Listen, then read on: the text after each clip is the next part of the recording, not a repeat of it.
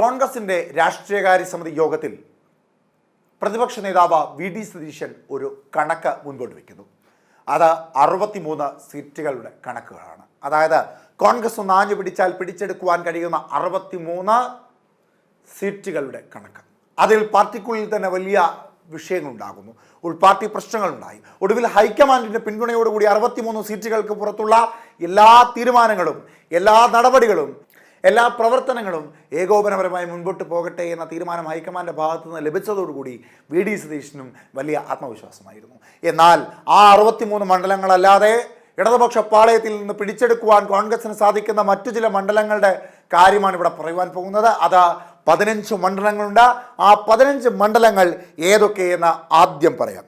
ഒന്ന് ഇടുക്കി, മറ്റൊന്ന് കോതമംഗലം, ആറന്മുള, വട്ടിയൂർക്കാവ്, പീരുമേട്, കളമശ്ശേരി, നിലമ്പൂർ, പട്ടാമ്പി, തിരുവല്ല, അടൂർ, തൃശ്ശൂർ, കൊച്ചി, കോന്നി, ചങ്ങനാശ്ശേരി, കുട്ടനാട് അടങ്ങുന്ന മണ്ഡലങ്ങളാണ് UDFന് LDFിൽ നിന്ന് പിടിച്ചെടുക്കുവാൻ കഴിയുന്ന 15 മണ്ഡലങ്ങൾ. അതിൽ ഏറ്റവും ആദ്യത്തേത് ഇടുക്കി ജില്ലയാണ്. ഇടുക്കി ജില്ലയിൽ റോഷി അഗസ്റ്റിനാണ് ഇപ്പോൾ അവിടുത്തെ MLA. കാലങ്ങളായി കോൺഗ്രസിൻ്റെ ഭാഗത്തു നിന്ന് കേരള കോൺഗ്രസ് ഇടതുപക്ഷ പാളയത്തിലേക്ക് പോയപ്പോൾ റോഷി അവിടെ ഇടതുപക്ഷ സ്ഥാനാർത്ഥിയായി മത്സരിച്ച് വിജയിച്ചതാണ്. പക്ഷേ അവിടെ PC തോമസിനെയോ PJ ജോസഫിനെ പോലെയുള്ള കേരള കോൺഗ്രസിനെ തന്നെ മുതിർന്ന ഒരു സ്ഥാനാർത്ഥിയെ മത്സരിപ്പിക്കുകയാണെങ്കിൽ നിഷ്പ്രയാസം പിടിച്ചെടുക്കുവാൻ കഴിയുന്ന ഒരു മണ്ഡലം തന്നെയാണ് ഇടുക്കി. അവിടുത്തെ കർഷകർ, അവിടുത്തെ കോൺഗ്രസ് വോട്ടുകൾ വളരെ ബലപ്പെട്ട് തന്നെ നിൽക്കുന്നവയാണ്. ഇടതുപക്ഷത്തോടൊപ്പം സ്വാധീനം കോൺഗ്രസിനുമുണ്ട്. അവിടേക്ക് കേരള കോൺഗ്രസിന്റെ ശക്തനായ ഒരു മുഖത്തെ മത്സരിപ്പിക്കുകയാണെങ്കിൽ നിഷ്പ്രയാസം പിടിച്ചെടുക്കുവാൻ കഴിയുന്ന മണ്ഡലം തന്നെയാണ് ഇടുക്കി. ഇടുക്കിയിലെ ഏലക്ക കർഷകർ അല്ലെങ്കിൽ ഇടുക്കിയിലെ നാണ്യവിള കർഷകരുടെ ഒക്കെ ഇടയിൽ വലിയ പ്രാധാന്യം കോൺഗ്രസിനുണ്ട്. ആ പ്രാധാന്യത്തെ, കർഷക തൊഴിലാളികളുടെ ഇടയിലെ പ്രാധാന്യത്തെ മുതൽക്കൂട്ടായി എടുത്തുകൊണ്ട് PC തോമസിനെ പോലെയോ അല്ലെങ്കിൽ PC ജോസഫിനെ പോലെയോ ഉള്ള ഒരു സ്ഥാനാർത്ഥിയെ മത്സരിപ്പിച്ചാൽ അവിടെ വലിയ സാധ്യതയും സ്വാധീനവും കോൺഗ്രസിനുണ്ട്. കൂടാതെ ഇനി കോൺഗ്രസ് ഏറ്റെടുത്താൽ, കൈപ്പത്തി ചിഹ്നത്തിൽ മത്സരിക്കാൻ കോൺഗ്രസ് നിയോജകമണ്ഡലം ഏറ്റെടുത്താൽ അവിടെ നിലവിലുള്ള MP ആയ ഡീൻ കുര്യാക്കോസിനോ അല്ലെങ്കിൽ ജോസഫ് വാഴക്കിനോ സാധ്യത ഏറെയാണ്. അവിടെ മത്സരിച്ചാൽ വിജയിക്കുവാനും കഴിയും. മറ്റൊന്ന് കോതമംഗലമാണ്. കോതമംഗലം ഇപ്പോൾ മുസ്ലിം ലീഗ് മത്സരിക്കുന്ന മണ്ഡലമാണ്. പക്ഷെ കോതമംഗലത്ത് വിജയ സാധ്യത ഏറെ കോൺഗ്രസിനുണ്ട്. അത് കോൺഗ്രസിന്റെ മണ്ഡലമാണ്. എറണാകുളത്തിന്റെ മുഖമായി നിൽക്കുന്ന യുവജന പ്രസ്ഥാനമായ KSUവിന്റെ സംസ്ഥാന അധ്യക്ഷനായ അലോഷി മത്സരിച്ചാൽ വിജയിക്കുവാൻ സാധ്യതയുള്ളൊരു മണ്ഡലമാണ് കോതമംഗലം. അതല്ല എങ്കിൽ DCC അധ്യക്ഷനായ മുഹമ്മദ് ഷിയാസിന് സാധ്യതയേറെയുണ്ട്. കോൺഗ്രസിന് വലിയ നിലനിൽപ്പുള്ളൊരു മണ്ഡലം തന്നെയാണ് കോതമംഗലം. അവിടെ ഇപ്പോൾ മുസ്ലിം ലീഗ് മത്സരിക്കുന്നു. മുസ്ലിം ലീഗിന് കൊച്ചു നൽകിക്കൊണ്ട് കോതമംഗലം കോൺഗ്രസ് ഏറ്റെടുക്കാമെന്നൊരു തീരുമാനം ഇപ്പോൾ കാര്യമായ രീതിയിൽ ലീഗിലും കോൺഗ്രസിലും നടക്കുന്നുണ്ട്. അതുകൊണ്ട് അതൊരു വെച്ചുമാറ്റം നടന്നാൽ കോതമംഗലത്ത് കോൺഗ്രസ് മത്സരിക്കും. കോൺഗ്രസ് മത്സരിച്ചാൽ ഇവിടെ മുഹമ്മദ് ഷിയാസോ അല്ലെങ്കിൽ KSU സംസ്ഥാന അധ്യക്ഷനായ അലൂഷിയോ മത്സരിച്ചാൽ വിജയ സാധ്യത ഏറെയാണ് എന്നുള്ളതാണ് മനസ്സിലാക്കുവാൻ സാധിക്കുന്നത്. കോതമംഗലമല്ല, എറണാകുളം ജില്ല തന്നെ കോൺഗ്രസിന് അനുകൂലമായ ഒരു കുത്തക മണ്ഡലമാണ്. അവിടെ കോതമംഗലം വളരെ പ്രധാനപ്പെട്ടൊരു നിയോജക മണ്ഡലമാണ്. ആ നിയോജക മണ്ഡലത്തിൽ വിജയ സാധ്യത ഏറെയാണ് കോൺഗ്രസിന്. അവിടെ കോൺഗ്രസിൻ്റെ സ്ഥാനാർത്ഥി മത്സരിക്കണം. അതൊന്നെങ്കിൽ KSU സംസ്ഥാന അധ്യക്ഷൻ അല്ലെങ്കിൽ DCC അധ്യക്ഷൻ. മറ്റൊന്ന് ആറന്മുളയാണ്. ആറന്മുള നിലവിൽ കോൺഗ്രസിന് വിജയ സാധ്യത ഏറെ ഉള്ളൊരു മണ്ഡലമാണ്. കാരണം ഇപ്പോൾ അവിടുത്തെ MLA ആയ അല്ലെങ്കിൽ ഇപ്പോൾ അവിടുത്തെ മന്ത്രിയായി വിജയിച്ചു നിൽക്കുന്ന വീണ ജോർജിന് അടുത്ത തവണ അവിടെ വിജയ സാധ്യത വളരെ കുറവാണ്. കാരണം ഒരു ആരോഗ്യവകുപ്പ് മന്ത്രി എന്ന രീതിയിൽ KK ശൈലജ ടീച്ചറുമായി താരതമ്യം ചെയ്യുമ്പോൾ ഒരു പരാജയം എന്ന രീതിയിൽ തന്നെയാണ് അവിടെ വീണ ജോർജ് കണക്കാക്കപ്പെടുന്നത്. വീണ ജോർജ് ആറന്മുളയിൽ മത്സരിക്കുന്ന സമയത്ത് അവരുടെ എതിർ സ്ഥാനാർത്ഥി ഒരു വലിയ മുന്നേറ്റം ഉണ്ടാക്കുവാൻ സാധിക്കാത്തൊരു സ്ഥാനാർത്ഥിയായിരുന്നു. അവിടെ കേരളത്തിൻ്റെ മുൻ മുഖ്യമന്ത്രിയായിരുന്ന ഉമ്മൻചാണ്ടിയുടെ മകൾ അച്ചുമ്മൻ സ്ഥാനാർത്ഥിയാകാനുള്ള സാധ്യതയുണ്ട് എന്ന ചില വാർത്തകൾ പുറത്തു വരുന്നുണ്ട്. അവിടെ അച്ചുമ്മൻ മത്സരിക്കുകയാണെങ്കിൽ ക്രൈസ്തവ ഏകോപനവും ഒപ്പം അച്ചുമ്മന ജനങ്ങൾക്കിടയിലുള്ള ജനസ്വീകാര്യത, ജനപിന്തുണ, കൂടാതെ ഉമ്മൻചാണ്ടിയുടെ മകൾ എന്ന രീതിയിലേക്കുള്ള ഒരു പരിഗണന കൂടി കാര്യമായി വരുമ്പോൾ പുതുപ്പള്ളിയിലെ തെരഞ്ഞെടുപ്പിൽ മാധ്യമങ്ങളിലൂടെ തരംഗമായി മാറിയ അച്ചുമ്മന് സാധ്യത ഏറെയുണ്ട്. ആറന്മുളയിൽ മത്സരിക്കുകയാണെങ്കിൽ ഇനി അച്ചുമ്മൻ മത്സരിക്കില്ല എന്ന് പറഞ്ഞാൽ അവിടെ പിന്നീട് സാധ്യത ഏറെയുള്ള അബിൻ വർക്കിയാണ്. ആറന്മുളയിൽ നായർ അതുപോലെ തന്നെ ഓർത്തഡോക്സ് സമുദായങ്ങൾക്ക് വലിയ സ്വാധീനമുള്ള, ക്രൈസ്തവ സമുദായങ്ങൾക്ക് വലിയ സ്വാധീനമുള്ള മണ്ഡലമാണ്. അവിടെ ഒന്നുകിൽ അബിൻ വർക്കി അല്ലെങ്കിൽ അച്ചുമ്മനെ പോലെയുള്ള സ്ഥാനാർത്ഥികൾക്ക് സാധ്യത ഏറെയാണ്. മറ്റൊന്ന് വട്ടിയൂർക്കാവാണ്. ഇനി വട്ടിയൂർക്കാവിലേക്ക് വരുമ്പോൾ വട്ടിയൂർക്കാവിൽ കെ മുരളീധരൻ സ്ഥാനാർത്ഥിയാകാനുള്ള സാധ്യത വളരെയേറെയാണ്. ഒരു പുതിയ മണ്ഡലമാണ് വട്ടിയൂർക്കാവ്. കോൺഗ്രസിലേക്ക് കടന്നു വന്ന കെ മുരളീധരന് അന്ന് കോൺഗ്രസ് നൽകിയ ഒരു സമാന മണ്ഡലമായിരുന്നു വട്ടിയൂർക്കാവ്. ആ വട്ടിയൂർക്കാവിൽ വിജയിച്ചു നിൽക്കുന്ന സാഹചര്യത്തിലായിരുന്നു വടകരയിലേക്ക് സ്ഥാനാർത്ഥിയെ മത്സരിച്ചു പോകുന്നത്. അവിടെ പിന്നീട് വട്ടിയൂർക്കാവിൽ മേയർ ബ്രോ മത്സരിക്കുന്നു. മേയർ ബ്രോ വിജയിച്ചു വരുന്നു. അവനെ പിന്നെ വി കെ പ്രശാന്തിൻ്റെ വിജയത്തോടു കൂടി അത് ഇടത് മണ്ഡലമായി മാറുന്ന തരത്തിലേക്ക് ഒരു മാറ്റമുണ്ടാകുന്നു. പക്ഷേ ഇപ്പോൾ വട്ടിയൂർക്കാവിൽ കെ മുരളീധരൻ വീണ്ടും മത്സരിക്കുകയാണെങ്കിൽ അവിടെ വിജയസാധ്യത ഏറെയാണ്. അവിടെ ന്യൂനപക്ഷ നായർ ഏകോപനമുണ്ടായാൽ അവിടെ കെ മുരളീധരൻ വിജയിക്കുവാൻ സാധിക്കുമെന്നുള്ളതാണ് കണക്കുകൂട്ടൽ. മറ്റൊന്ന് പീരുമേടാണ്. പീരുമേട് തോട്ടം തൊഴിലാളികളുടെ ഒരു മേഖലയാണ്. തമിഴ്നാട് വംശജർ നിരവധിയുള്ള ഒരു മണ്ഡലമാണ്.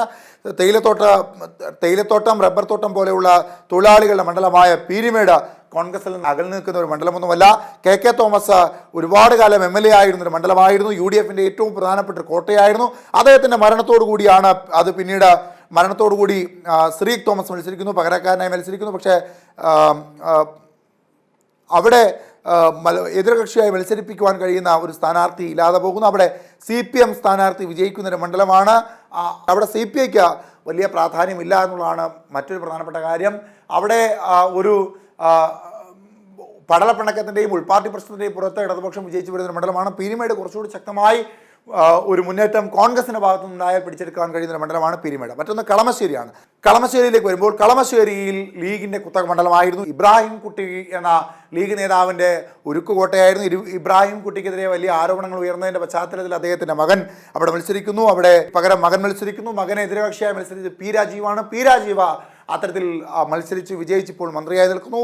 പക്ഷേ ഇപ്പോഴും കോൺഗ്രസ് ഏറ്റെടുത്താൽ, അത് ലീഗിൽ നിന്ന് കോൺഗ്രസ് ഏറ്റെടുത്ത് ശക്തനായ സ്ഥാനാർത്ഥിയെ മത്സരിപ്പിച്ചാൽ വിജയിച്ച് വരാൻ കഴിയുന്ന മണ്ഡലം തന്നെയാണ് കളമശ്ശേരി. കളമശ്ശേരി എന്ന എറണാകുളം ജില്ലയ്ക്കുള്ളിൽ വരുന്ന കളമശ്ശേരിയിൽ ജനസ്വീകാര്യതയേറെയാണ്. അവർ DCC അധ്യക്ഷനായി നിൽക്കുന്ന മുഹമ്മദ് ഷിയാസിന് വലിയ പ്രാധാന്യമേറെയുള്ള മണ്ഡലമാണ്. കൂടാതെ ജില്ലയിലെ അദ്ദേഹത്തിൻ്റെ പ്രവർത്തനങ്ങൾ കോൺഗ്രസിനെ വളർത്തിക്കൊണ്ടുവരുന്ന ഒരു രാഷ്ട്രീയ സാഹചര്യം കൂടി അവിടെയുണ്ട്.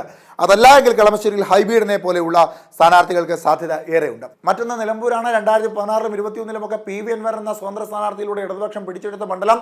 അതുവരെ കോൺഗ്രസിൻ്റെ കുത്തക മണ്ഡലമായിരുന്നു. എന്നാൽ PV അൻവർ ഇപ്പോൾ കോൺഗ്രസിലേക്ക് പക്ഷം ചേർന്ന സാഹചര്യത്തിൽ VS ജോയി എന്ന DCC അധ്യക്ഷൻ അവിടെ കാര്യമായ രീതിയിലുള്ള പ്രവർത്തനങ്ങൾ നടത്തുന്ന സാഹചര്യത്തിൽ നിരവധി അണികളെയാണ് കോൺഗ്രസിലേക്ക് അദ്ദേഹം ചേർത്തുകൊണ്ടുവന്നത്. അതുകൊണ്ട് കോൺഗ്രസ് അവിടെ വളർന്നുകൊണ്ടിരിക്കുകയാണ്. നിലമ്പൂരിൻ്റെ രാഷ്ട്രീയ സാഹചര്യം, രാഷ്ട്രീയ ചരിത്രം പരിശോധിക്കുമ്പോൾ 2016-ൽ PV അൻവറിനെതിരായി മത്സരിച്ച കോൺഗ്രസ് സ്ഥാനാർത്ഥി അവിടെ 11,000 വോട്ടിന്റെ ഭൂരിപക്ഷത്തിൽ പരാജയപ്പെടുന്നു. പക്ഷേ 2021-ൽ അന്നത്തെ അവിടുത്തെ DCC അധ്യക്ഷനായ VV പ്രകാശിലൂടെ PV അൻവറിന് ലഭിച്ച ഭൂരിപക്ഷം കുറയ്ക്കാൻ കോൺഗ്രസിന് സാധിച്ചു. 2000-ഓളം വോട്ടിന്റെ മാത്രം ഭൂരിപക്ഷമായിരുന്നു PV അൻവറിന് അവിടെ നിന്ന് ലഭിച്ചത്. ഇപ്പോൾ PV അൻവർ കോൺഗ്രസ് പക്ഷത്തേക്ക് വരുമ്പോൾ VS ജോയി അദ്ദേഹം മുൻപോട്ട് വയ്ക്കുമ്പോൾ VS ജോയിക്ക് അവിടെ ജനസ്വീകാര്യത ഉള്ള പക്ഷത്ത് വലിയ സാധ്യതയാണ് കോൺഗ്രസിന് നിലമ്പൂരിൽ വിജയിക്കാൻ. മറ്റൊന്ന് പട്ടാമ്പിയാണ്. പട്ടാമ്പിയിൽ മുസ്ലിം പ്രാതിനിധ്യം ഏറെയാണ്. UDFൻ്റെ ഒരു കുത്തക മണ്ഡലം തന്നെയായിരുന്നു. UDF ഒറ്റക്കെട്ടായി നിന്നാൽ അവിടെ വിജയിക്കുവാൻ സാധിക്കും. അവിടെ CP മുഹമ്മദിൻ്റെ മണ്ഡലമായിരുന്നു. അദ്ദേഹം പിന്നീട് അങ്ങനെ തുടർന്നപ്പോൾ ഉണ്ടായ ചില മടുപ്പിൻ്റെ പുറത്തും ഉൾപാർട്ടി പ്രശ്നത്തിൻ്റെ പുറത്തും ഗ്രൂപ്പ് വഴക്കിൻ്റെ പുറത്തും ഒക്കെ കോൺഗ്രസിന് നഷ്ടപ്പെട്ടു പോയ മണ്ഡലമാണ് പട്ടാമ്പി. പട്ടാമ്പിയിൽ ഗ്രൂപ്പ് വഴക്കൊക്കെ മാറ്റി നിർത്തിക്കൊണ്ട് യുവമുഖങ്ങളെ ആരെങ്കിലും പരിചയപ്പെടുത്തിയാൽ അവിടെ വിജയിക്കുവാനുള്ള സാധ്യത ഏറെയാണ്. മറ്റൊന്ന് തിരുവല്ലയാണ്. തിരുവല്ലയെ സംബന്ധിച്ച മാത്യു ടി തോമസിൻ്റെ മണ്ഡലമാണ്. ക്രിസ്ത്യൻ ഏരിയയാണ്. ഓർത്തഡോക്സ്, മാർത്തോമ, പെന്തക്രോസ് പോലെയുള്ള ജാതീയ സംഘടനകളുടെ വലിയ സ്വാധീനമുള്ളൊരു മണ്ഡലമാണ് തിരുവല്ല. കൂടാതെ കേരള കോൺഗ്രസ് ജോസഫ് വിഭാഗത്തിനെ സ്ഥാനാർത്ഥിയാക്കി മത്സരിപ്പിച്ചതുകൊണ്ടാണ് അവിടെ വലിയ പരാജയം UDFനുണ്ടായത്. അല്ലെങ്കിൽ അവിടെ ഈസിയായി ജയിക്കുവാൻ കഴിയുന്നൊരു മണ്ഡലമാണ്. അവിടെയും VS ജോയിക്ക് സാധ്യതയുണ്ട്. VS ജോയിയെ തിരുവല്ലയിൽ മത്സരിപ്പിച്ചാലും വിജയ സാധ്യത ഏറെയാണ്. അവിടെയുള്ള ക്രൈസ്തവ ഭൂരിപക്ഷത്തിൻ്റെ വോട്ടുകൾ VS ജോയിക്ക് വലിയ സാധ്യതയാണ് ഉണ്ടാക്കി നൽകുന്നത്. മറ്റൊന്ന് അടൂരാണ്. ഇനി അടൂരിലേക്ക് വരുമ്പോൾ അടൂർ ജനറൽ മണ്ഡലമായിരുന്ന കാലത്ത് തിരുവഞ്ചൂർ രാധാകൃഷ്ണൻ അടക്കി ഭരിച്ചിരുന്ന മണ്ഡലമായിരുന്നു. പിന്നീട് അതൊരു സംവരണ മണ്ഡലമായി മാറുമ്പോൾ അവിടെ ഒരു ഒത്ത സ്ഥാനാർത്ഥിയെ മത്സരിപ്പിക്കാൻ, ഒരു ദളിത് മുഖത്തെ മത്സരിപ്പിക്കുവാൻ, അല്ലെങ്കിൽ ഒരു സംവരണ മുഖത്തെ മത്സരിപ്പിക്കുവാൻ കോൺഗ്രസിന് കഴിയാതെ പോയ ഒരു സംഘടന ഷോഷിപ്പ് കോൺഗ്രസിനുള്ളത് കൊണ്ട് അടൂർ നഷ്ടപ്പെട്ടു പോവുകയായിരുന്നു. അവിടെ 2026-ൽ കൊടുക്കുന്ന സുരേഷിനെ പോലെ ഒരു സ്ഥാനാർത്ഥിയെ മത്സരിപ്പിക്കുകയാണെങ്കിൽ വിജയസാധ്യത ഏറെയാണ്. ദളിത് മുഖം എന്ന രീതിയിൽ ദേശീയ തലത്തിൽ മുഖമായി നിൽക്കുന്ന കൊടുക്കുന്ന സുരേഷിന് ജനസ്വീകാര്യത ഏറെയാണ്. അടൂരിൽ ഇതിനു മുമ്പ് അദ്ദേഹം മത്സരിച്ചിട്ടുള്ള ഒരു ഇടം തന്നെയാണ്. അതുകൊണ്ട് കൊടുക്കുന്ന സുരേഷിനെ സംബന്ധിച്ച വിജയ സാധ്യത ഏറെയുള്ളൊരു മണ്ഡലമാണ്. UDFന് അദ്ദേഹത്തിലൂടെ പിടിച്ചെടുക്കുവാൻ സാധിക്കും. അതല്ല എങ്കിൽ ശക്തനായ പ്രാദേശിക ദളിത് മുഖങ്ങളെ ആരെങ്കിലും പരിചയപ്പെടുത്തിയാൽ വിജയിപ്പിക്കുവാൻ കഴിയുന്നൊരു മണ്ഡലം കൂടിയാണ് അടൂർ. ഇപ്പോൾ അവിടെ ചിറ്റയും ഗോപകുമാറാണ് MLA ആയിരിക്കുന്നത്. മറ്റൊന്ന് തൃശ്ശൂരാണ്. തൃശ്ശൂർ BJPയുടെ കോട്ടയായി അവർ കണക്കാക്കുന്നുണ്ടെങ്കിൽ പോലും കാലങ്ങളായി കോൺഗ്രസിൻ്റെ ഉരുക്കുകോട്ടയായി നിലനിന്നൊരു മണ്ഡലം തന്നെയാണ് തൃശ്ശൂർ മണ്ഡലം. കരുണാകരനെ പോലെ സമാരാധ്യനായ നേതാക്കന്മാർ ഉണ്ടായിരുന്ന കാലങ്ങളായി തേരമ്പൽ രാമകൃഷ്ണൻ എന്ന സമാരാധ്യനായ കോൺഗ്രസ് നേതാവ് പിടിച്ച് അടക്കി വെച്ചിരുന്ന മണ്ഡലം സുരേഷ് ഗോപി അവിടെ സ്ഥാനാർത്ഥിയായി മത്സരിക്കുവാൻ തുടങ്ങിയ സാഹചര്യത്തിലാണ് അവിടെ തൃശ്ശൂർ BJP അനുകൂലമായി പോയത്. പക്ഷേ അത് BJP അനുകൂലമായ രാഷ്ട്രീയ സാഹചര്യമല്ല. അതിന് പകരം സുരേഷ് ഗോപി എന്ന അദ്ദേഹത്തിൻ്റെ വ്യക്തിപ്രഭയിലും അദ്ദേഹം ജനങ്ങൾക്കിടയിൽ ജാതി മതവർഗത്തിന് അപ്പുറത്തേക്കുള്ള ഒരു ജനസ്വീകാര്യതയുടെ പുറത്തും അദ്ദേഹത്തിന് ലഭിക്കുന്ന വോട്ടുകളാണ്. ആ വോട്ടുകൾ BJP വോട്ടുകളല്ല എന്ന വാദം കോൺഗ്രസ് ഉയർത്തുമ്പോഴും തൃശ്ശൂർ ഒരു A+ മണ്ഡലമായി തന്നെ BJP കണക്കാക്കുന്നുണ്ട്. പക്ഷേ അവിടെ കോൺഗ്രസിന് വിജയിക്കുവാൻ സാധിക്കും. പക്ഷേ കോൺഗ്രസ് അവിടെ VM സുധീരനെ പോലെ അല്ലെങ്കിൽ മുല്ലപ്പള്ളി രാമേന്ദ്രനെ പോലെയുള്ളൊരു മുതിർന്ന പഴയകാല കോൺഗ്രസ് നേതാക്കന്മാരെ മത്സരിപ്പിച്ചാൽ വിജയിക്കുവാൻ സാധ്യത ഏറെയാണ്. മറ്റൊന്ന് കൊച്ചിയാണ്. കൊച്ചി കോൺഗ്രസിൻ്റെ ഗ്രൂപ്പിസം ഉള്ളതുകൊണ്ട് പരാജയപ്പെട്ടു പോയൊരു മണ്ഡലമാണ് കൊച്ചി. കത്തോലിക് മുസ്ലിം വോട്ടർമാർ ധാരാളമുള്ള, ലാറ്റിൻ കത്തോലിക് മുസ്ലിം വോട്ടർമാർ ധാരാളമുള്ള ഒരു മണ്ഡലമാണ് കൊച്ചി മണ്ഡലം. ഹൈബീഡനെ പോലെ ഒരു സ്ഥാനാർത്ഥിയെ, മുഖമായി നിൽക്കുന്ന സ്ഥാനാർത്ഥിയെ കൊച്ചിയിൽ മത്സരിപ്പിച്ചാൽ കോൺഗ്രസിന് വിജയിക്കുവാൻ സാധിക്കും. മറ്റൊന്ന് കോന്നിയാണ്. കോന്നി അങ്ങനെ ഇടതു കോട്ടയൊന്നുമല്ല. 1996 മുതൽ 2019 വരെ അടൂർ പ്രകാശ് അടക്കി ഭരിച്ചിരുന്ന മണ്ഡലമാണ്. 2019 ഉപതെരഞ്ഞെടുപ്പ് നടക്കുമ്പോൾ അടൂർ പ്രകാശ് മുമ്പോട്ട് വെച്ച സ്ഥാനാർത്ഥിയെ മത്സരിപ്പിക്കാതെ മറ്റൊരു സ്ഥാനാർത്ഥിയെ മത്സരിപ്പിച്ചതിൻ്റെ പുറത്ത് പല പ്രശ്നങ്ങൾ, ഉൾപ്പാർട്ടി പ്രശ്നങ്ങളുടെ പുറത്ത് പരാജയപ്പെട്ടു പോയ ഒരു മണ്ഡലമാണ് അടൂർ പ്രകാശ് പിന്നീട് അങ്ങനെ ഇടതുകോട്ടയായി നിന്നിരുന്ന ആറ്റിങ്ങൽ മണ്ഡലം പിടിച്ചെടുക്കുവാൻ വേണ്ടി ആറ്റിങ്ങിലേക്ക് പോകുന്നു. അവിടെ അടൂർ പ്രകാശ് 2019, 2021, 2024 വിജയിച്ചു വരുന്ന രാഷ്ട്രീയ സാഹചര്യം ഉണ്ടാകുന്നു.